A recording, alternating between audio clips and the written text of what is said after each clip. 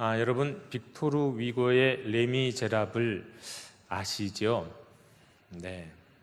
제목 당연히 알고 주인공이 장발장이라는 정도는 알고 대충의 이제 내용도 조금은 아실 겁니다. 그런데 이제 구체적인 내용은 저도 사실 오래돼서 잘 기억을 못 하고 있었는데 다시 한번 이제 텔레비전으로 이 뮤지컬 영화를 볼 수 있는 기회가 있었습니다. 이 영화에서 이제 장발장으라고 불리는 이 주인공이 굶주리는 7명의 조카들을 위해서 빵을 훔칩니다. 그러다 잡히죠. 근데 그 빵을 훔친 죄목 더하기 또 이제 감옥에 가서 탈옥을 시도하는 죄목이 합해져서 총 19년의 감옥살이를 합니다. 그리고는 이제 완전히 풀려난 것도 아니고 일종의 집행유예처럼 풀려나는데 그렇게 풀려나다 보니까 거할 것도 없고 일을 받아주지도 않고 정말 갈 곳 없어서 헤매던 그 장발장을 우연히 이제 미리엘 주교라고 하는 그 신부와 만나게 되고 이 미리엘 주교가 호의로 하룻밤을 아주 잘 지낼 수 있도록 잘 먹고 잘 씻고 잘 지낼 수 있도록 도와줬습니다. 그런데 이제 장발장이 배은망덕하게도 그 집에 있는 이 은식기들을 다 여러 가지를 잔뜩 훔쳐서 도망가죠. 근데 그러다 이제 또 결국 검문이 잡혀갖고 다시 미리엘 주교 앞으로 끌려왔는데 그때 이제 미리엘 주교가 은식기를 훔친 게 아니라 이거 내가 선물로 준 거다 얘기하고 그리고는 왜 이 은촛대는 안 가져갔냐고 얘기를 하면서 은촛대까지 더해서 줍니다. 이때 이제 장발장이 감동을 받게 되겠죠. 그리고 이제 그의 인생이 급변하게 됩니다. 이제 새로운 삶을 살게 됩니다. 이렇게 그 다음에 이제 보호 관찰을 계속 받아가는 과정 속에서 이 보호 관찰 받는 이것이 이 굴레를 벗어나기 위해서 사실은 맨날 가서 신고하고 해야 되는 어떤 증서도 다 찢어버리고는 남의 이름을 다른 사람의 이름을 갖고 이제 살아가는데 그렇게 살면서 사실은 가난하고 어려운 사람들을 계속 돕습니다. 그런데 그러다가 이 장발장하고 아주 닮은 한 사람이 장발장으로 오인이 돼갖고 재판을 받게 됐다는 이야기를 듣고는 그 사람 그렇게 재판 밖에 놔둘 수 없다 싶어서 또 자기 발걸음으로 걸어가서 스스로 잡히기도 하죠. 그러다가 또 이제 도망갈 기회가 생겨서 탈출하기도 하고요. 그리고 또 어떤 여인의 딸을 입양해서 정말 자기 딸처럼 키우기도 하고 이런저런 사람 용서하기도 하고 자기를 잡으려고 다니는 그 자비에르라고 하는 그 군인이라고 해야 될까요? 경찰이라고 해야 될까요? 경감이라고 해야 될까요? 죽을 위기에서 풀어주기도 하고 그런 일들이 계속 반복되면서 정말이지 한 사람의 인생이 용서를 받은 이후에 얼마나 크게 변화되는가를 보여주는 이야기, 이게 이제 우리가 아는 레미제라블입니다. 그야말로 이 영화의 주제는 아마도 이제 용서의 힘이다 이렇게 얘기할 수 있지 않을까 싶습니다. 그런데 이와는 또 전혀 똑같은 비슷한 주제, 용서라는 주제로 전혀 다른 관점에서 바라보는 영화도 있습니다. 우리나라의 이 오늘이라고 하는 영화입니다. 이 영화에서 이 자신의 생일날 약혼자를 오토바니 뺑소니 사고로 잃은 이 다큐멘터리 PD, 이 다혜라는 이름의 PD가 이제 여주인공인데 이제 그녀를 중심으로 한 일들이 벌어집니다. 이 다혜는 자신의 이 남자친구를 약혼남을 이제 뺑소니 치고 죽이게 만든 한 소년을 사실 탄원서까지 써주면서 적극적으로 용서해 줍니다. 그렇게 되면 이제 이 아이가 잘 될 거다 이런 믿음을 가지고 말이죠.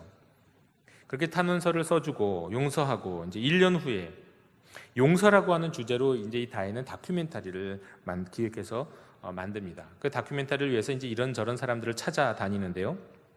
다양한 사건의 피해자들을 찾아다니면서 촬영을 시작합니다.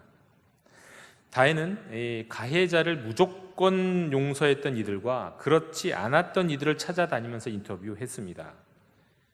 그런데 이제 그렇게 촬영을 계속하면 할수록 자신이 작년에 풀어주었던, 용서해 주었던 그 소년의 생각이 났는데 그 소년의 이 상황이 이제 알려지게 됐습니다. 그리고 이 다혜는 커다란 충격에 빠집니다. 이제 다혜가 탄원서까지 써줬기 때문에 감옥에 가지 않고 학교로 돌아갔던 그 아이가 지금 소년원에 있는 거였습니다. 자초지종을 잘 들어보니까 실은 그 소년은 뺑소니를 치기 전에 집에서 자기 칼로 엄마를 찔러 죽이려고 했던 그런 소년이었습니다. 하지만 엄마는 아들을 보호하기 위해서 그것을 아무에게도 밝히지 않았고 용서해 주었습니다. 이제 그런 소년이 불쌍해서 탄원서를 써줬다니 자기가 잘못한 것에 대해서는 제대로 생각하지 않고 학교에 돌아가서 자기 아버지 자랑을 심하게 하는 다른 친구를 죽인 거예요. 그래서 소년원에 결국 들어가게 된 겁니다. 때문에 다혜는 아무것도 따지지 않고 다만 그 아이가 잘 되기를 바라면서 무조건 용서하면 그 아이가 잘 될 것이라는 그 기대, 자신의 기대가 잘못된 것이구나 하는 것을 확인하게 됩니다. 이와 같이 이 두 영화는 용서라는 주제로 한편에서는 무조건적인 용서가 한 인생을 어떻게 변화시켰는지, 또 한 영화는 그런 무조건적인 용서가 오히려 더 나쁜 결과를, 폐악을 끼쳤던 결과를, 전혀 다른 결과를 보여주면서 우리에게 많은 생각을 하게 합니다. 여러분은 어떻게 생각하십니까? 여러분, 누구를 용서할 때 거기 조건이 있어야 할까요? 아니면 이 두 영화처럼, 여기에 나와 있는 영화의 주인공들처럼, 주인공은 아니죠. 장발장은 주인공은 아니니까. 근데 장발장도 나중에는 또 그런 용서를 베풀기도 합니다만, 이렇게 용서라는 것은 무조건적으로 해야 되는 겁니까? 아니면 그렇다면 이제 우리가 이렇게 인간적으로 생각할 수 있는 용서의 범위가 있다고 한다면 성경적인 용서라는 건 도대체 어떤 것일까요? 일단 우리에게 유명한 엘리자베스 퀴블러-로스가 쓴 인생 수업이라고 하는 책에 보면은 노년에 인생을 행복하게 마무리하기 위해서 반드시 필요한 한 가지를 이야기합니다. 이게 바로 용서입니다. 과거에 상처를 주었던 모든 사람들에 대해서 용서할 수 있는 사람이 행복할 수 있다고 말합니다. 심지어 용서를 택하는 것이야말로 행복의 조건이다 이렇게 얘기합니다.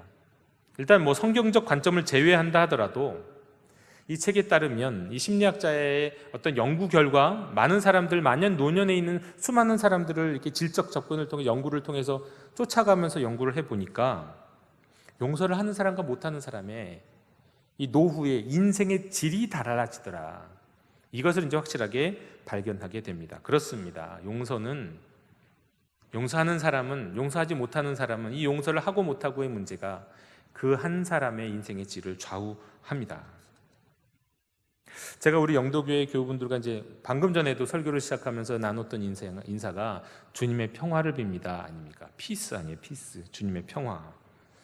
여러분, 이 평화를 이루기 위해서 꼭 필요한 영적 실천이 있다면 이것도 용서입니다. 이 주님의 평화에는 전쟁이 없는 것도 있고요, 갈등이 없는 것도 있고요, 육체가 아프지 않은 것도 있고, 인생에 어려움이 없고 이것을 이겨나갈 수 있는 모든 것들이 다 포함이 되지만 그 중에서 가장 중요한 것 중에 하나가 용서입니다. 왜냐하면 용서는 평화를 만들고요, 평화는 용서 없이는 불가능하기 때문입니다. 평화는 왜 용서 없으면 불가능하게 될까요? 나중에 또 한번 말씀을 나눠보죠. 이렇게 중요한 용서에 관한 문제를 살펴보고자 할 때는 좀 우선적으로 요구되는 내용들이 있습니다. 제가 이제 목회자다 보니까 어쩔 수 없이 용서의 중재자로 서게 되는 경우들이 있어요. 어떤 용서를 하느냐 마느냐 그 갈등의 중재자로 객관적인 자리에 서게 되는 경우들이 있습니다. 저뿐이 아니죠. 여러분들도 가정에서 부모로서 자녀들이 싸우면 용서의 중재자로 서시죠. 학교에서나 교회에서 아이들이 싸워도 마찬가지고요. 여러분의 셀 안에서 갈등이 있어도 여러분 용서의 중재자로 서지 않으십니까? 피스메이커 아닌가요? 우리가 해야 될 일이죠. 근데 이런 일을 하다 보니까 주의해야 할 일들이 몇 가지 있는 것을 발견했습니다. 첫 번째는 뭐냐면 무엇보다도 용서를 하거나 받아야 할 상황, 그 상황이 왜 발생하게 됐는지 사실에 기초해서 재구성할 수 있어야 됩니다. 다시 말해서 최대한 사실에 기초해서 상황을 재구성한 다음에 그 원인이 무엇인지 명확하게 파악해야 돼요. 그런 후에야 용서의 여정을 시작할 수 있습니다. 그러니까 사실 확인이 안 된 상태에서 용서의 중재자가 된다는 것은 거의 어렵습니다. 또 사람들이, 많은 분들이 이제 미워하고 싫어하고 이러다 보면요, 거기에는 어떤 감정이 남아있고 사실 또 이야기를 하다 보면 잘못된 기억들이 있는 것들을 보게 됩니다. 그런 것들을 분명히 해야 된다는 거예요. 가공의 상황을 만들지 않도록. 지나친 상상을 하지 않도록 사실이 뭐냐, 팩트가 뭐냐를 가능하면 그 분명히 그 기초 위에 서 있어야 된다는 거죠. 그리고 두 번째로 감정을 이해해야 됩니다. 다시 말해서 시간이 필요하다는 것을 경험하게 됩니다. 그러니까 어떤 피해자에게, 피해를 받은 분에게 무조건 용서하십시오, 이거 하나님의 뜻입니다. 물론 궁극적으로는 그렇죠. 그런데 지금 당장 이렇게 요구할 수는 없다는 거예요. 시간이 필요하다는 거예요. 기다려줄 필요가 있다는 겁니다. 하나님의 뜻으로 이걸 강요해서는 안 되더라는 겁니다. 세 번째로 이 피스메이커 중재자의 경우에는 치우치지 않고 사건 자체를 공정하게 들여다보고 판단할 수 있는 균형 감각이 필요하더라. 이쪽이나 저쪽이 더 친하다고 해서 그쪽 편을 들어주면 안 된다는 거죠. 여러분, 자녀들이 싸울 때도 그렇잖아요. 내 아들이든 내 딸이든 첫째와 둘째가 싸우면 무조건 첫째 편, 무조건 둘째 편 듭니까? 그런데 심리적으로는 어느 편을 들고 싶은 경우들이 생기시죠. 그런데 그럴 때 누구 편을 들면 사실 그 갈등이 더 심해지는 겁니다. 그래서 공정하게 들여다볼 수 있어야 된다는 거예요. 균형 감각이 필요하다. 그리고 네 번째로 지구력이 필요한 것을 알게 됩니다. 지구력. 이게 생각보다 꽤 오래 걸리는 일입니다. 단시간에 해결되지 않는다는 거예요. 이렇게 용서를 중재할 때 또 이제 빠져서는 안 될 일이 한 가지 더 있다면, 이 용서는 피해자가 자발적으로 할 수 있도록 피해자가 주도하도록 도와줘야 하는 거지, 너무 끌고 가서는 안 된다. 막 그냥 이 고삐를 끌고 가듯이 그렇게 끌고 가서는 안 된다는 겁니다. 네. 여러분, 이거는요, 가정 문제, 자녀 문제, 직장 문제, 남북한의 문제에도 똑같은 겁니다. 어떠한 갈등의 상황 속에서도 사실은 이 용서를 중재하고 서로 갈등을 화해하게 하고 피스메이커가 되기 위해서는 이것을 주목하고 주의해야 됩니다. 자, 그럼 여러분, 성경은 용서에 대해서 어떻게 말씀하고 있을까요? 일단 성경에 나타난 용서의 원칙은 에베소서 4장 32절, 골로새서 3장 13절에 딱 나타납니다. 서로 친절하게 하며 불쌍히 여기며 서로 용서하기를 하나님이 그리스도 안에서 너희를 용서하심과 같이 하라. 누가 누구에게 불만이 있거든 서로 용납하여 피차 용서하되 주께서 너희를 용서하신 것 같이 너희도 그리하고. 원칙은 너무 분명합니다. 하나님이 우리를 용서하신 것처럼 너희도 용서하라. 분명하죠. 그런데 이 하나님의 용서와 우리 인간의 용서가 사실은 그렇게 또 다르지 않습니다. 뭐 어떤 면에서 다르지 않냐면, 하나님은 죄인이 회개할 때 용서하시거든요. 하나님은 회개하기 전에 용서하실까요? 용서하지 않으실까요? 물론 커다란 하나님의 섭리 안에서는 미리 용서하셨는지 우리가 그것은 뭐라고 얘기하기 어려운 부분이 있지만, 성경적으로 또 성경에 나타난 모든 사실들을 가만히 보면 하나님은 항상 회개할 때 용서하십니다. 그건 사실 우리 인간적인 이 용서의 원칙에서도 마찬가지예요. 누군가 잘못했다고 사과하기 전에는, 누군가가 회개하기 전에는 사실 용서할 수 없습니다. 일반적으로 말이죠. 그런데 이 성경의 이 용서의 원칙에 따르면은요, 이것을 좀 더 깊이 묵상해 보면, 그럼에도 불구하고 용서하지 않은 경우, 회개했고 사과했는데도 용서하지 않은 경우에는 어떻게 되느냐면, 가해자가 저지른 죄보다 용서하지 않은 사람의 죄가 더 클 수 있다는 것을 우리에게 가르쳐 줍니다. 이것이 어떻게 가능할까요? 이게 무슨 말일까요? 왜 내가 가해자보다 더 잘못하는 것이 될 수 있느냐? 왜냐하면 모든 경우는 아니겠지만 일반적으로 가해자는 어떤 잘못을 저지를 때 이성을 잃고 저지른 경우가 많기 때문이에요. 그런데 용서라고 하는 상황은 어느 정도 이성적이고 어느 정도 냉정하고 어느 정도 여러 가지를 의도할 수 있는 차분한 시간을 갖고 하는 일이기 때문입니다. 의도적인 마음의 선택이기 때문인 거죠.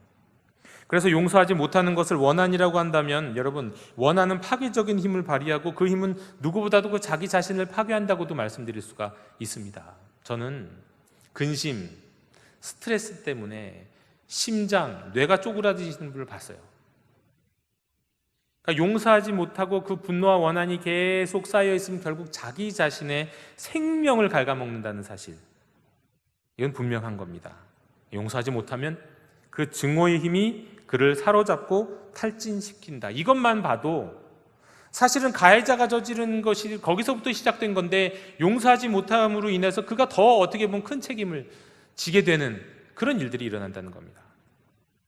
물론 용서해도 고통이 사라지지 않을 수 있습니다. 심지어 가해자가 용서를 받아들이거나 고마워하지도 않을 수 있죠. 그럼 이런 경우에는 어떻게 해야 될까요? 성경적으로는 회개하고 잘못됐다고 사과하면 그게 진심이라고 하면 7번씩 70번이라도 용서해 주라고 성경이 말씀하셨는데 너희가 그래야 나의 용서를 받는다는 그런 의미로 주기도문의 말씀도 있는데, 그런데 아예 회개도 안 하는 사람이 있어요. 사과도 하지 않는 사람이 있어요. 그리고 자기가 잘못했는지도 몰라요. 그런 경우는 어떻게 해야 되는 겁니까? 일단 공식적으로는 용서는 불가능하죠. 맞습니다. 공식적 용서는 불가능해. 하지만 그런 경우에조차도 사실 자기 자신을 위해서라면, 자기 자신이 그 문제로부터 자유로워질 수 있다면 그것을 위해서라면 용서할 수도 있고, 사실 용서하면 좋겠다고 저는 생각합니다. 레위기에 보면 용서에 관한 이야기가 나옵니다. 레위기에 나오는 제사, 수많은 제사에 관한 율법, 알고 보면 이게 용서에 관한 문제거든요. 우리를 거룩한 삶으로 인도하시기 위해서 죄를 용서하는 과정이 이 제사의 과정입니다. 그런데 왜 그렇게 복잡하고 힘들고 어렵게 만드셨을까? 사람들이 이 재물을 도살하는 과정을 직접 하면서 그 하나하나의 과정에 참여하면서 자기의 죄가 얼마나 큰지 묵상하도록 하는 겁니다. 사실은 성경에 보면 정말 그래요. 죄인을 용서하실 때 무조건적으로 용서하신 게 아니라 회개하고 제사를 드릴 때 용서하게 하시죠. 그러니까 하나님이 우리를 용서의 길로 초대하실 때 꼭 거치게 하시는 게 회개의 과정이에요. 이 과정 없이 우리를 용서하시진 않아요. 주기도문의 가르침도 그렇죠. 우리가 용서받는 조건으로 무조건 우리가 누군가를 용서해 줘야 하는 그런 의미에서 말씀하시는 건 아닙니다. 어떤 의미냐면 너도 네가 용서해 줘야 할 그 사람만큼 용서받아야 할 사람이라는 것을 기억해라, 그렇게 말씀하시는 거예요. 그러니 그가 정말로 너에게 사죄한다고 한다면 그러면 용서해 줘라, 그런 말씀인 겁니다. 만약 어떤 신학자는 이렇게 얘기했습니다. 우리가 만약에 다른 사람들을 그가 회개하고 사죄하는데도 불구하고 용서하지 않으면 우리를 용서해달라는 주기도문을 하지 말라고 그랬어요. 왜냐하면 그건 위선이기 때문에 차라리 안 하는 게 낫다. 그런데 또 한 번 다시 다른 관점에서 바라보면 우리 기독교적인 용서에 대해서 또 어떤 사람들은 또 오해하는 경우가 있는데요. 이게 교회의 역사 속에서 가만 보면 이 두 전통이 계속 싸우는 걸 봅니다. 확실하게 회개해야만 용서해야 된다. 성경은 그렇게 말씀해요. 분명히 그런 것 같아요. 그런데 또 가만히 묵상해 보면 예수님이 십자가를 지신 것이 누군가가 자기 죄를 사해서 누군가가 죄를 고백해갖고 회개해갖고 십자가를 졌었냐, 이미 그 전에 지신 것 아니냐, 이렇게 묵상하다 보면 또 가만히 보면 아닌 것 같은데 생각해 보면 그래, 누군가가 회개하기 전에 먼저 용서하고 아까 그 레미제라블처럼 그 용서의 힘으로 그가 회개할 수 있도록 기다려주는 것, 그것이 성경적인 것이 아니냐, 또 이렇게 이야기하는 분들이 전통적으로 계속해서 있어 왔습니다. 그런데 분명한 거는요, 죄인을 무조건적으로 용서해야 한다는 여기에는 하나의 함정이 있을 수 있습니다. 뭐냐면 우리가 어떤 경우에는 나는 꽤 괜찮은 신앙이냐, 나는 꽤 괜찮은 영적인 수준에 있는 사람이야, 그리고 내가 하나님의 말씀대로 살아야 되면 용서하라고 그랬으니까 나 무조건 용서해야지, 이렇게 생각하고는 사실 내 마음속에서는 용서하고 하지 않은 마음도 없이 오히려 다른 사람들의 눈치, 다른 사람들의 시선, 어떻게 보면 자기 의의 관점에서 용서하는 사람들이 있어요. 이거는 자기 기만이라는 겁니다. 그래서는 안 된다는 거예요. 시편에 있는 시인들이 악인들에 대해서 때로는 심판해달라고 하나님 앞에 막 복수를 원하고 저주를 원하는 것처럼 기도할 수 있죠. 사실 그게 솔직한 기도라는 겁니다. 그게 수준 높은 기도는 아닐지라도 그것이 정직한 기도라는 거예요. 근데 마치 아닌 것처럼 하지는 마라. 그건 그야말로 자기 기만이다, 이렇게 말씀하고 있습니다. 여러분, 무조건적인 용서, 여러분 부모가 자녀를 용서할 때 무조건 용서합니까? 그게 이제 차이가 나죠. 할아버지 할머니들은요, 손주를 무조건 용서하는 경향이 있어요. 부모는요, 무조건 용서하지 않죠. 그래서 그 결과가 어떤 경우가 일어납니까? 할머니, 할아버지한테는 이게 버릇없이 행동하는 경우들이 있잖아요. 마치 이것과도 비슷합니다. 자식이 자녀가 잘못할 때는 잘못한 게 무엇인지 알고 깨달을 때까지 기다려 줘야 되고요. 그리고 때는 가르쳐 주기도 해야 되고요. 그래서 자기가 잘못한 건 분명히 깨달으면서 용서받을 수 있도록 용서해 줘야죠. 그게 이제 일반적인 부모들이 하는 일 아닙니까? 성경은 베드로가 예수님께 나와서 주의 형제가 내게 범죄를 하면 몇 번이나 용서하리까? 7번씩 70번씩 용서하라고 예수님이 말씀하셨죠. 여러분, 우리는 이것을 생각해야 됩니다. 우리 자신이 누군가에게 용서를 받았다는 생각이 분명할수록, 내가 용서받은 은혜가 클수록 다른 사람을 더 잘 용서합니다. 이건 분명합니다. 나 같은 사람이 용서받았다라고 하는 그 은혜를 확실하게 경험한 사람일수록 다른 사람을 잘 용서해요. 이건 분명한 거죠. 그러니까 우리는 하나님 앞에서, 십자가 앞에서 십자가를 묵상하고 내가 받은 죄가 무엇이, 내가 용서받은 죄가 얼마나 큰지를 묵상하는 것, 사실 그것을 통해서 다른 사람을 더 잘 용서하는 길로 이어질 수도 있겠다고 말씀드릴 수 있습니다. 자, 이렇게 용서에 대한 내용을 정리하면 이제 용서를 이렇게 좀 정의할 수 있을 것 같습니다. 그러니까 성경적인 용서는 뭐냐? 용서라는 건 가해자의 부당한 행동으로 인해서 피해자에게 어떤 해가 발생을 했을 때 가해자의 진심 어린 사과, 꼭 회개를 전제로 당사자가 자발적으로 가해자의 허물과 부당함을 덮어주는 것이다. 이렇게 일반적으로 얘기할 수 있겠습니다. 자, 그러면 오늘 우리에게 주신 말씀으로 한번 좀 들어가 보죠. 오늘 말씀에서는 어떤 일이 일어나고 있는가? 여러분, 오늘의 성경 본문인 요나서는 매우 짧은 예언서죠. 한 장 한 장 이 내용을 요약하면 이렇습니다. 일단 1장, 니느웨로 가서 회개를 선포하라고 하시는 그 하나님의 말씀과 명령에 불순종하고 요나가 다시스로 가는 배에 오릅니다. 그리고는 풍랑이 일자 반자원에서 바다에 빠지죠. 그러자 바다에 빠지자 어떤 일이 일어나니까 물고기가 삼켜버리나요? 물고기가 그를 보호하나요? 하여튼 물고기 뱃속에 갇혀요. 보호받는 건지 갇히는 건지 모를 정도로. 그 요나의 이야기가 1장에 있습니다.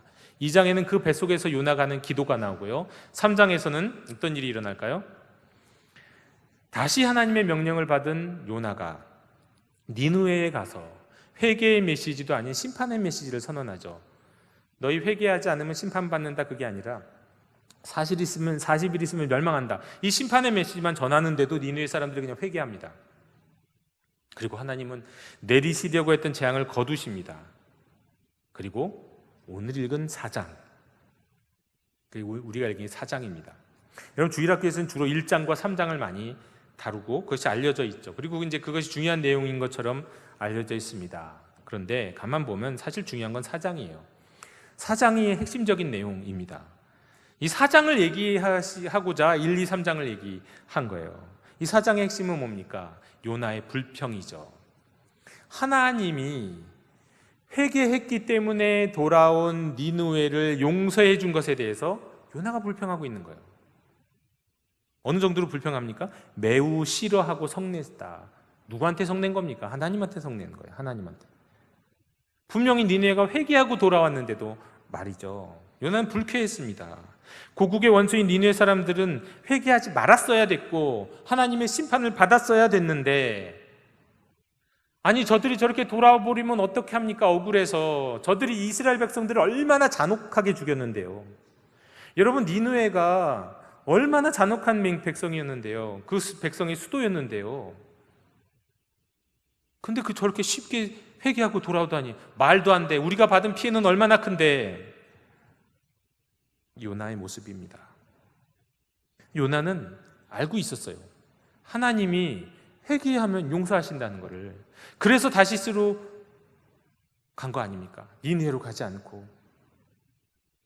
그리고 또 마지못해 회개하란 말도 하지 않고 그냥 40일 있으면 멸망한다, 이 말밖에 안 한 것 아닙니까?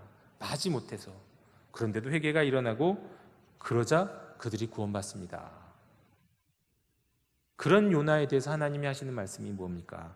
내가 성내는 것이 옳으냐? 하나님이 용서해 준 것에 대해서 내가 성내는 것이 옳으냐? 여러분, 그런데 이 모습이 사실은 우리의 모습이에요.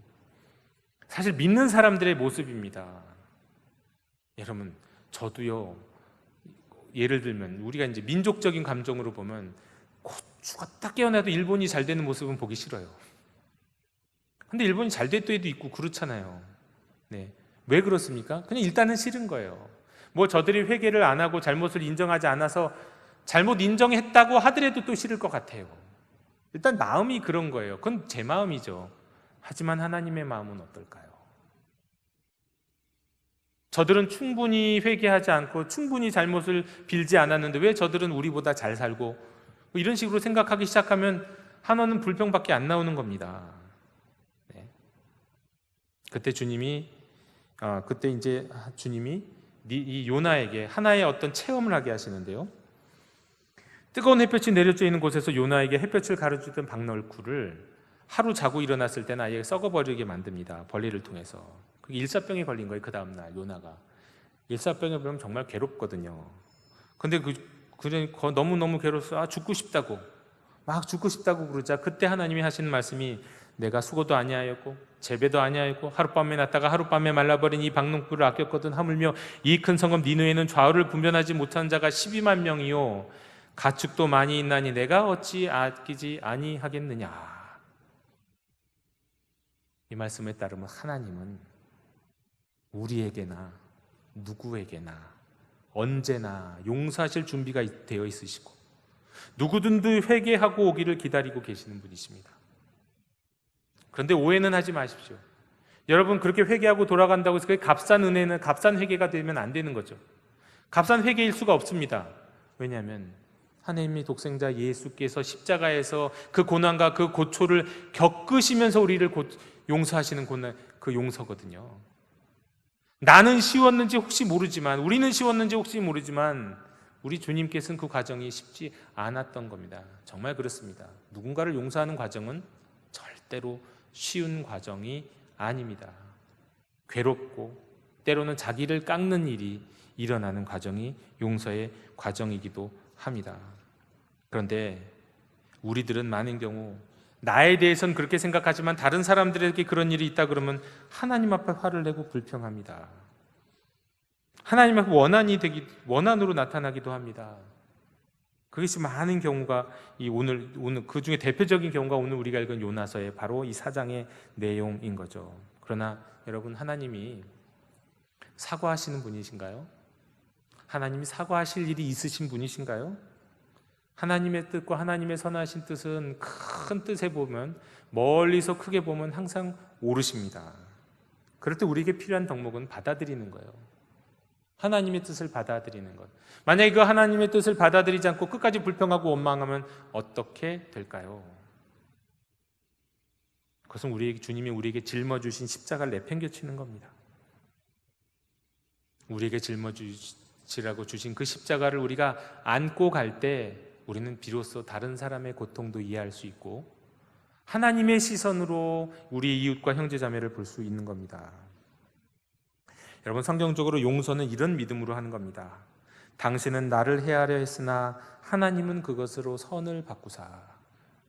그것을 선으로 바꾸사. 요셉에게 형제들에게 했던 고백이죠. 자기를 죽이려 하다가 노예로 팔아버렸던 형제들, 그 형제들이 자기에게 이제 나타나서 애굽의 총리가 된 자신에게 잘못했다고 용서를 빌 때 그때 했던 고백이 내가 당신을 미워하지 않는다, 내가 용서한다, 이런 고백으로 말하지 않고요, 당신은 나를 해하려 하였으나 하나님은 그것을 선으로 바꾸사. 하나님의 원대한 계약과 섭리 안에서 그 모든 것들을 고백합니다. 여러분, 이런 용서가 참으로 믿음의 용서입니다. 여러분, 이런 용서가 가장 필요한 것이 어디일까요? 우선 가정이죠. 가정. 부부가 된다는 것. 부부가 되는 것에서 가장 중요한 과제는 서로 용서하는 법을 배우는 겁니다. 용서를 빌고 용서하는 법을 배우는 것. 정말 세상에는 함께 잠자리에 들어도 마음을 전혀 나누지 못하고 원망이라는 벽을 쌓고 살아가는 부부들이 너무도 많습니다. 그런데 가만 보면 그 벽의 벽돌들을 가만히 살펴보면 그건 아주 사소한 것들이었습니다.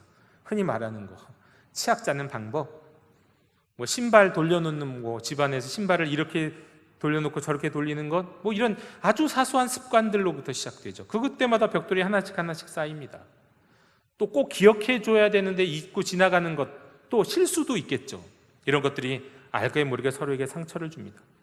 이건 너무나도 당연한 거고 당연한 일이에요. 인간은 그런 존재니까. 이렇게 매일 벌어지는 일들 속에서 부부가 해야 될 것, 꼭 배워야 할 것은 두 가지예요. 미안합니다, 내가 잘못했어 라고 하는 사과의 말을 할 줄 알아야 되고요, 날마다요. 그리고 용서해 줄 줄도 알아야 됩니다. 이것을 배워가야 하는 겁니다. 부부 안에서 만약에 그렇지 못하면 그 감정의 골은 너무너무 커져버리고 부부로 살지만 벽을 두고 사는 거예요. 여러분, 부모가 자녀에게 가르쳐 줄 수 있는 가장 훌륭한 교육이 무엇일까요? 사랑하는 모습을 보여주는 것이기도 하고요, 부부가 용서하는 부부, 용서하는 모습을 보여주는 부모의 모습, 자녀가 가장 큰 걸 배웁니다. 아, 우리 아버지는, 우리 어머니는 절대 용서 못하던데? 자녀가 무엇을 배울까요? 우리 아버지, 우리 어머니는 서로 용서하더라. 어머니는 아버지는 어머니를 서로 실수하고 잘못했을 때 먼저 미안하다고 말할 줄 알고 용서하더라. 여러분, 그 모습이야말로 가장 훌륭한 가정 교육이라고 말씀드릴 수 있겠습니다. 여러분, 아직도 저는 모든 경우에 무조건 용서해야 된다는 이런 말씀을 드리는 게 아니에요. 성경에 따르면 기본적으로 성경은 회개해야 용서하는 겁니다. 그런데요, 또 많은 경우에는 잘못했다는 말을 듣지 못할 때도 있고요, 도무지 그 사람이 나 회개하지 않는 경우도 있어요. 근데 그럴 땐 어떻게 해야 될까요? 공동체적으로는 그건 분명히 해야 됩니다. 공동체적으로는 회개가 과정이 있어야 돼요. 그런데 개인적으로는 용서하지 않으면 내가 병듭니다. 용서하지 않으면 내가 잘못돼요. 또 때로는 용서하지 않으면 내가 더 나쁜 마음을 갖는 게 될 수도 있다는 거죠. 개인적으로는. 그렇기 때문에 우리는 용서를 할 일들에 대해서는 자꾸 용서를 하는 삶을 살아야 하고요, 용서받을 일이 있을 때는 미안하다는 말을 할 줄 알고 살아야 하는 겁니다. 이런 말이 있습니다. 세상에서 가장 잔인한 감옥은 용서하지 않는 마음과 영혼이다. 또 이런 얘기도 있는데요, 우리에게 일어난 일이 우리 인생의 10%를 차지한다면 그 일에 여러분이 어떻게 반응하는가가 나머지 90%를 차지한다. 그 90%에서 가장 중요한 것 중에 하나가 용서다. 용서하지 못하면 어떻게 될까요?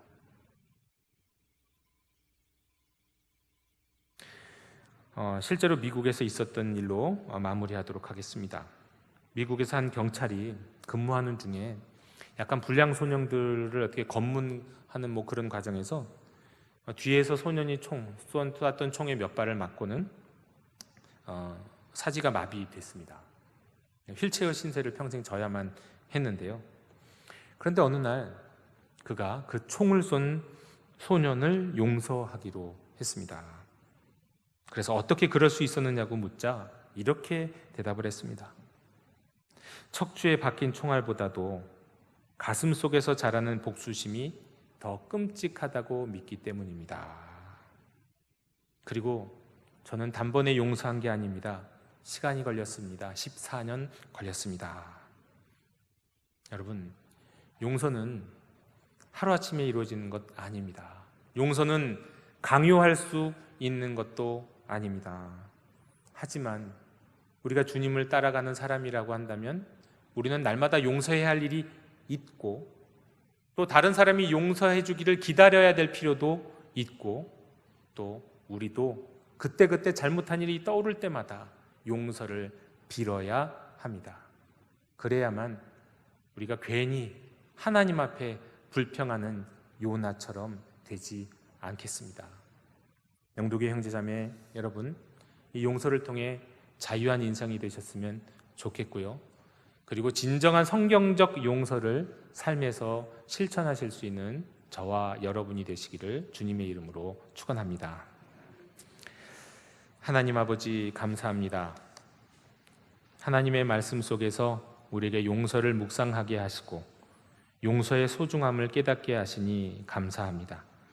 우리 가정에서, 우리 공동체에서, 내 개인의 삶에서 진정한 용서, 성경적 용서, 주님을 닮은 용서가 이루어지기를 원합니다. 그러나 억지로 아니하시고 우리를 차근차근 인도하시는 하나님의 손길을 따르기를 원합니다. 하나님, 저희들을 용서해 주시고 저희 또한 용서의 길을 걸어갈 수 있도록 인도해 주시옵소서. 저들의 강팍한 마음, 또 딱딱한 마음이 부드러워질 수 있도록 도와주시고 그야말로 그러한 부드러운 마음으로 이 땅에 살아가면서 하나님이 주신 풍성한 삶을 누릴 수 있도록 이끌어 주시옵소서. 예수 그리스도 이름으로 기도드립니다. 아멘.